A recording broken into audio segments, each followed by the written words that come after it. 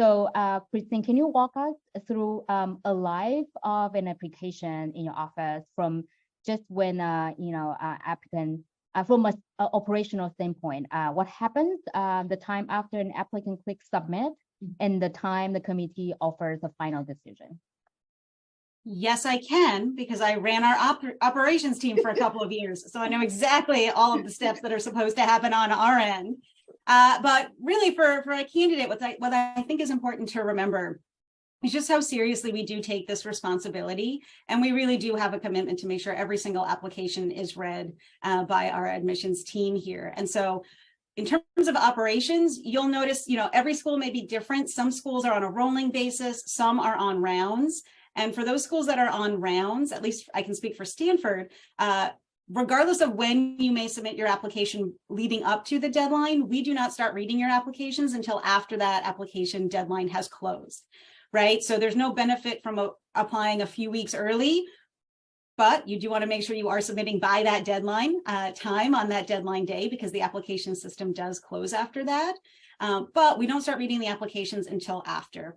And our application review process, that is where we are time bound to get back to you by the date we have promised. And as a result, we are reading applications and sending interview invitations at the same time. So once we start reading applications, we will start extending invitations. So those things will be happening simultaneously for us in the round. Other schools will do it a little bit differently. They may have set dates when they release their invitations. Ours will be sort of on that rolling basis during that round. And then we do notify you on the date we have promised to. So we hold ourselves to that. Great. Thank you, Kristen. So next question for Ashley. So this applies to any programs as well, but can you share some advice to help the deferred candidates stand out? Because for a full-time MBA candidate, they can talk about their work experience. So what should a senior student talk about in their applications? Yeah, absolutely. So we review applications for deferred candidates the exact same way that we do for those that are applying full-time with the 2 to 5 years of work experience. We review them holistically. We take careful consideration of every single application component. So our application, when we review, there's 4 different sections that that you can kind of group the application into. The first being academics and intellectual curiosity. And I guess I should say, so looking at these 4 components, if you can kind of check each one off, then you should feel really good about your application. So the academic capability and the intellectual curiosity. Are your academics strong, and do you demonstrate an interest in continued learning? If so, great. The second component being your career clarity. Have you considered what you want to do post MBA? And have you put thoughtful consideration into it? If yes, then you should feel really good. The third component is leadership experience. Are you involved in extracurriculars? Do you hold leadership within those organizations? If yes, wonderful. And then the fourth component that we really look at is your interest in the program. Have you engaged with us? Can we tell through your essays that you've done, your booth homework? And have you answered why booth? If you can, feel great in all of those sections and you can kind of, again, check those off, then you should feel really good about your application. And we do look at, we review applications the same, but we do kind of look at them with the lens of, yes, you are a senior and undergrad and you don't have those 2 to 5 years of work experience right now. Thank you, Ashley. So the next question is for Jack. We talked a little bit about this essay writing thing, but what are some of the key things that you think students should keep in mind as they sit down and write essays? Yeah, that's a good question. And I don't want to belabor some of the really great insights that all my colleagues shared just a few moments ago, but I think wrapping these things up together in just the types of essay prompts that were highlighted, Booth and Wharton are a little bit more on a goal orientation. And I think it's important when you sit down to look, to just read the prompt and like think of what are they actually asking of me, and what sort of tone or style is going to be appropriate to that. I'll say for Wharton, I don't want to speak on behalf of Booth, but I'll speak for Wharton in our goal essay. We're looking for just some like the ability to clearly articulate a vision and how it aligns with the program. We are not looking for deep style and creative writing and a unique, compelling piece there. That's not actually valuable to us at all. There were a bunch of other essays that we were highlighted that were asking about what matters most to you, what makes you feel alive, what's your biggest commitment, and again, you got really good advice, but there's a different tone that comes with those. So having written these essays myself, like you're gonna want to say so much, and I'm just gonna encourage you at first, just take that step back and try to identify what is the actual tone of the prompt and how is my writing going to meet that. And from there, share who you are and just be yourself, and don't worry about all the other things. Don't worry about standing out, all that other advice that you got. But I think for just grounding yourself in the tone of the prompt and matching that tone is going to be a really key part in that early step. Thank you, Jake. So last slides, I said I intentionally put some relevant questions together, but one thing to keep in mind is every school has so different and unique culture. Make sure you customize your essays to them and don't put the wrong school name to your essays, okay? I think I touched a little bit about the common mistakes, not common, but mistakes to avoid, but we'll talk a little bit more about that. So Maria, Rachel, can you talk a little bit more about what are the difference between an MBA resume and a regular job search resume? Definitely. And I think my colleagues are mentioning, focus on the prompt and what we're asking. And so in this setting, the resume requirements are listed there. So we're looking for action items listed in your resume. And so what that means is that all of your undergraduate experience is included. We're really interested in your involvement, your leadership positions, your volunteer experience, anything that you're filling your time with is what we're interested in seeing on this resume.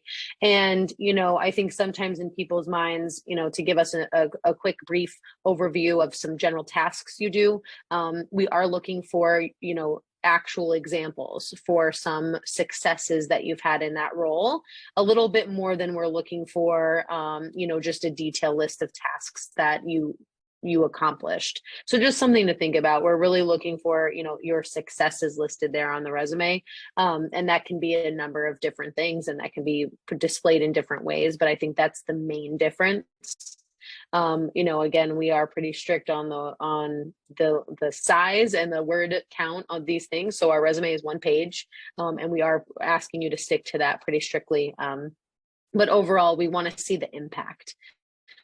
So as you're putting together some of your experiences, letting us know what you did, though helpful, we want to know how you were able to create an impact in those leadership opportunities, those internships, and those jobs. Good to know. Thank you, Rachel. So then it goes to recommendations, which is also really important.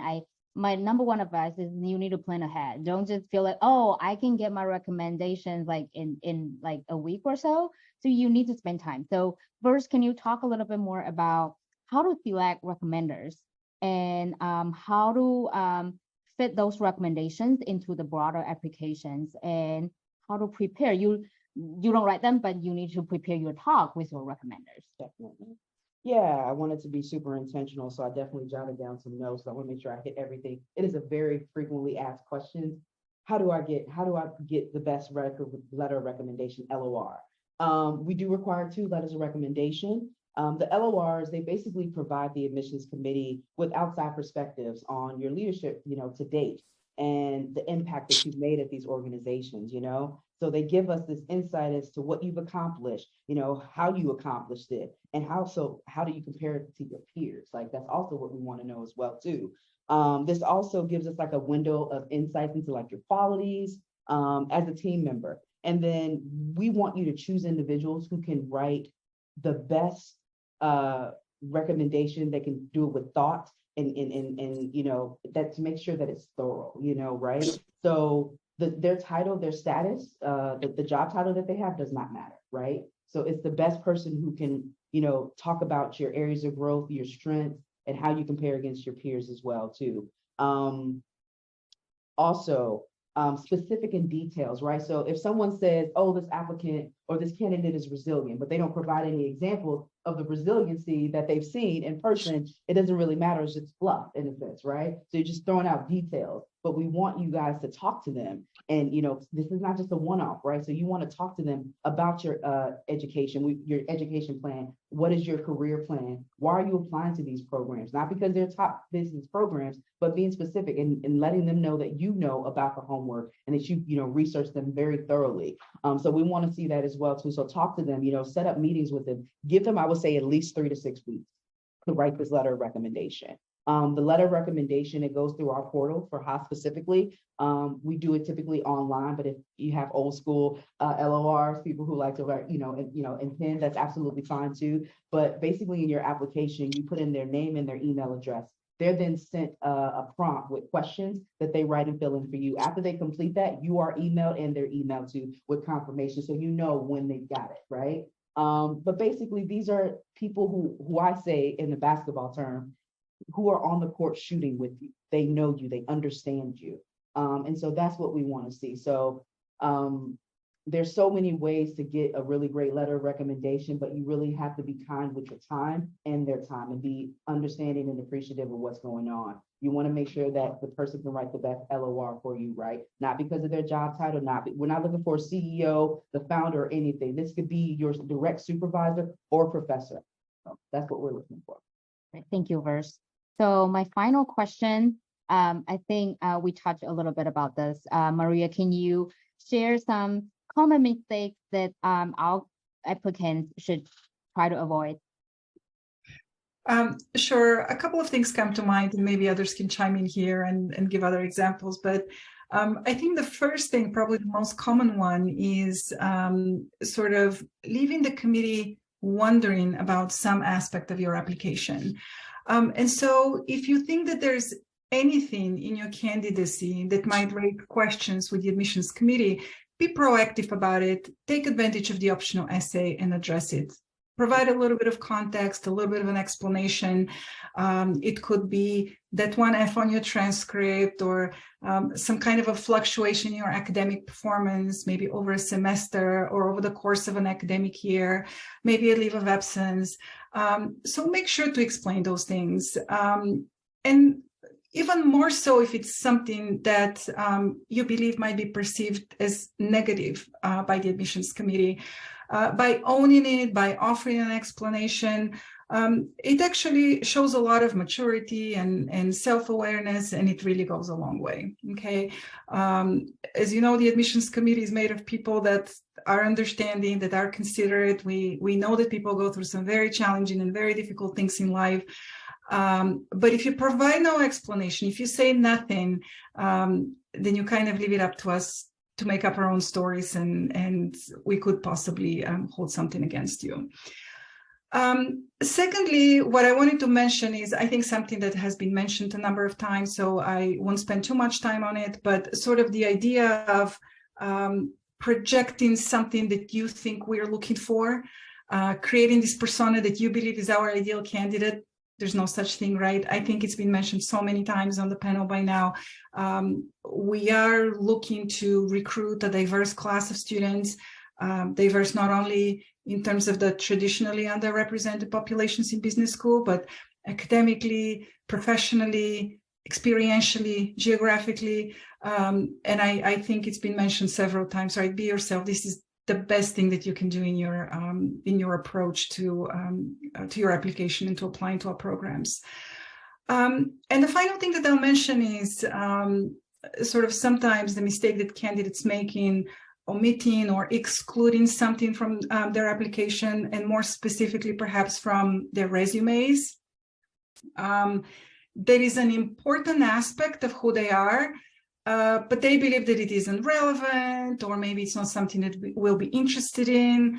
And again, just to give a specific example here, and I've seen this happen, let's say that you come from a quantitative major, you're interested in a career in finance, However, you have this whole other dimension to you, right? Let's say that you're interested in film production, you are presiding over the film club, and there's no mention of that anywhere in your application, and it kind of becomes obvious maybe in the course of the interview.